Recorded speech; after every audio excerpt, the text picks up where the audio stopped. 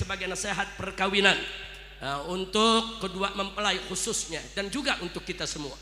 Allah Subhanahu wa taala berfirman dalam surat Ar-Rum ayat 21. Wallahu subhanahu wa ta'ala qala wa min ayatihi an khalaqa lakum min anfusikum azwaja litaskunu ilaiha wa ja'ala bainakum mawaddata wa rahma inna fi dzalika laayatin liqaumin yatafakkarun. Shadaqallahul aliyyul azim wa baraka rasuluhun nabiyul habibul karim wa nahnu ala dzalika minasyahidin asyakirin walhamdulillahi rabbil alamin. Ayat ini luar biasa ya ikhwan. Allah menyatakan wa min ayatihi, dan sebagian dari tanda-tanda kebesarannya, yaitu tanda kebesaran Allah yang maha agung, yang maha mulia, maha tinggi, maha suci. Saudara, Allah nyatakan an khalaqalakum, sebagian dari tanda kebesaran Allah Subhanahu wa taala adalah Allah menciptakan bagi kamu min anfusikum, dari jenis diri kamu sendiri, azwaja, pasangan hidup.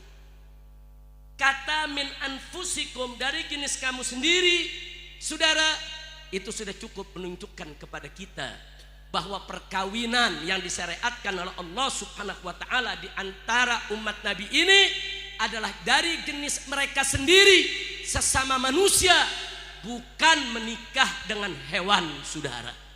Sengaja ini saya garis bawahi karena ternyata zoofilia itu menikah dengan hewan, kawin dengan hewan ya. Ternyata kalau dulu itu menyerang negara-negara barat, hari ini sudah menyerang negeri kita ya ikhwan. Di negeri kita bagaimana kelompok-kelompok liberal sudah berani secara terang-terangan melakukan perkawinan dengan hewan, melakukan perkawinan dengan anjing, dengan kambing. Mereka melakukan perayaan. Innalillahi wa inna ilaihi raji'un. Dan ini peringatan buat kita semua, enggak boleh kita biarkan ya ikhwan. Hari ini kita biarkan, maka besok generasi kita akan dirusak oleh mereka, saudara. Makanya Allah nyatakan wa min ayatihi an khalaqalakum min anfusikum, dari jenis kamu, kawin dari jenis kamu sesama manusia, bukan kawin dengan hewan. Enggak sampai di situ, azwaja, Allah jadikan pasangan hidup. Kalau Al-Quran sudah menyebutkan azwaja, pasangan hidup, berarti di sana antara pria dan wanita, antara jantan dan betina, bukan betina dengan betina, bukan jantan dengan jantan, bukan perkawinan laki dengan laki, perempuan dengan perempuan seperti yang kita kenal saat ini. Berapa banyak saudara media-media di negeri kita yang dengan sadar dan sengaja ingin merusak umat Islam. Mereka mempropagandakan LGBT, lesbian, saudara. Kemudian di situ LGBTG-nya gay, saudara. Jadi ada lesbi, ada gay, saudara, ada bisex, ada transgender, saudara. Ini semua bertentangan dengan syariat yang dibawa oleh Nabi kita Sayyiduna Muhammad sallallahu alaihi wasallam. Jadi ayat ini indah, kita diingetin, ingat ya, sebagai tanda-tanda dari kebesaran Allah. Perkawinan itu dari jenis kamu sendiri, jangan dengan hewan. Azwaja, berpasang-pasangan dong, laki dengan perempuan, betina dengan jantan, jangan sejenis, nggak boleh perkawinan sejenis. Nah, untuk apa semua itu? Allah nyatakan litaskunu ilaiha, agar kamu merasa cenderung aman, damai di sisi pendampingmu tadi, di sisi pasanganmu tadi. Ini kata litaskunu ilaiha maknanya luas. Jadi supaya kalau kita menikah sudah sesuai aturan Allah Subhanahu wa taala. Untuk apa? Supaya hati kita tenang, pikiran kita tenang, jiwa kita tentram, cenderung kepada pasangan hidup kita, litaskunu ilaiha, supaya kamu cenderung, kamu aman, kamu damai di sisi pasangan hidupmu. Subhanallah. Apa sih maksudnya, saudara? Maksudnya tidak lain dan tidak bukan kedamaian zahir dan batin. Karena itu perkawinan bukan hanya persoalan kebutuhan biologis.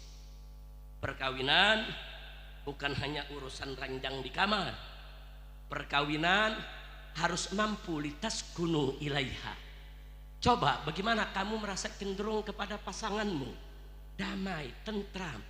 Artinya yuk kita berbagi kasih, berbagi sayang, berbagi cinta dengan pasangan hidup kita. Yuk kita berbagi suka dan duka. Saudara, kita bersyukur atas kelebihan pasangan kita, dan kita wajib bersabar atas kekurangan pasangan kita. Saudara, litaskunu ilaiha, saling menyimpan rahasia. Jangan menyimpan rahasia ke orang lain, jangan. Simpan rahasia dengan pasangan hidup kita ya ikhwan, yang tahu semua seluk-beluk hidup kita, yang tahu bagus dan jeleknya kita, karena dia menemani kita di kamar kita. Dia tahu semua kejelekan kita yang orang lain nggak tahu, saudara.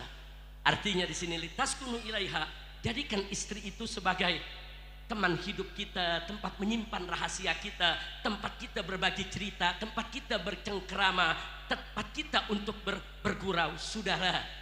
Saudara, banyak bergurau dengan orang lain makruh, bahkan bisa menjadi haram kalau lupa kepada Allah, kecuali bergurau dengan istri ya kawan. Bergurau dengan istri, bercengkrama, bercanda dengan istri, itu merupakan sunnatul anbiya. Subhanallah. Litaskunu ilaiha. Litaskunu ilaiha artinya apa saudara? Supaya kita betul-betul cenderung kepada istri kita, zahiran wa batinan. Jadikan istri kita sebagai ratu dalam rumah tangga kita, saudara. Makanya mari kita lihat Nabi alaihi salatu wassalam tatkala menikah dengan Sayyidatuna Khadijatul Kubra radhiyallahu anha, bagaimana beliau memupuk rumah tangga beliau. Walaupun usia beliau dengan Sayyidatuna Khadijah bertahun 15 tahun, saudara, tapi beliau mampu dengan istrinya tercinta menciptakan rumah tangga yang sakinah. Enggak sampai di situ, saudara. Setelah wafatnya Khadijah, kemudian Nabi melakukan poligami, menikahi beberapa wanita. Tapi ada yang menarik, ada 9 wanita, saudara, dimadu oleh Nabi alaihi salatu wassalam, tapi tidak satu pun rumah tangga Nabi yang berantakan, saudara. Subhanallah. 9 istri dimadu, semua bahagia, semua senang. Kenapa? Karena Nabi alaihi salatu wassalam selalu membangun rumah tangganya atas dasar iman, takwa kepada Allah. Siapa membangun rumah tangga atas dasar iman, takwa kepada Allah, niscaya rumah tangganya akan bahagia, saudara. Maka itu Allah lanjutkan, wa ja'ala bainakum mawaddatan wa rahmah. Jadi kalau kita sudah litaskunu ilaiha, betul-betul kita jadikan istri kita sebagai ratu rumah tangga kita. Saudara, istri kita bukan untuk dibentak, istri kita bukan untuk dipukuli, istri kita bukan untuk dianiaya, istri kita bukan untuk disakiti, tidak, saudara.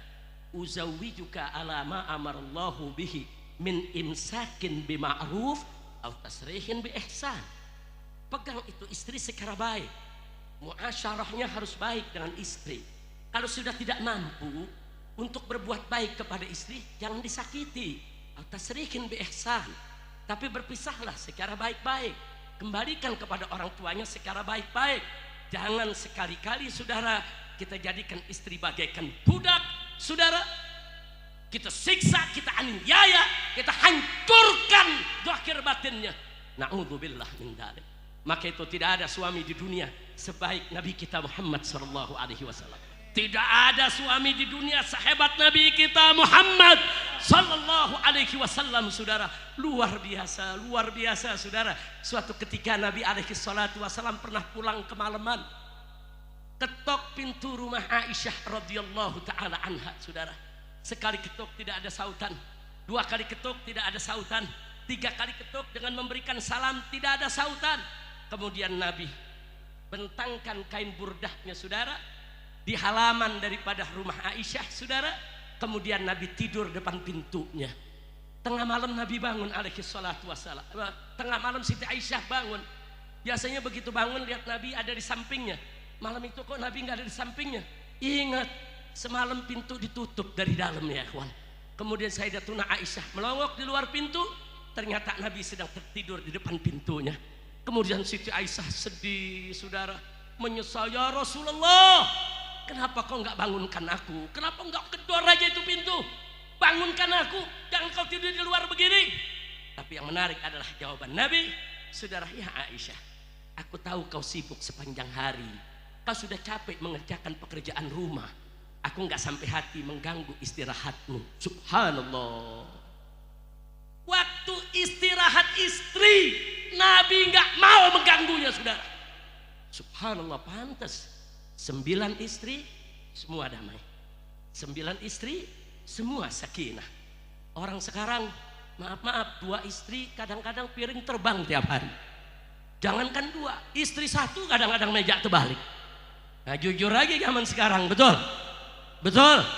Nah, jadi sekarang yuk mari kita mencontoh kita punya Nabi. Bukan mencontoh poligaminya, mencontoh monogaminya, bukan. Tapi mencontoh bagaimana Nabi alaihi salatu wassalam tatkala beliau menjadi suami dari seorang wanita, saudara, beliau laksanakan semua kewajibannya sebagai suami.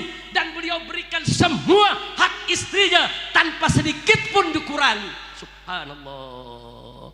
Bagaimana Nabi membangun rumah tangganya, saudara, dengan iman, dengan takwa, mengajak istrinya untuk beriman kepada Allah, bertakwa kepada Allah, sehingga rumah tangga beliau selalu sakinah dari awal sampai akhirnya. Alhamdulillah.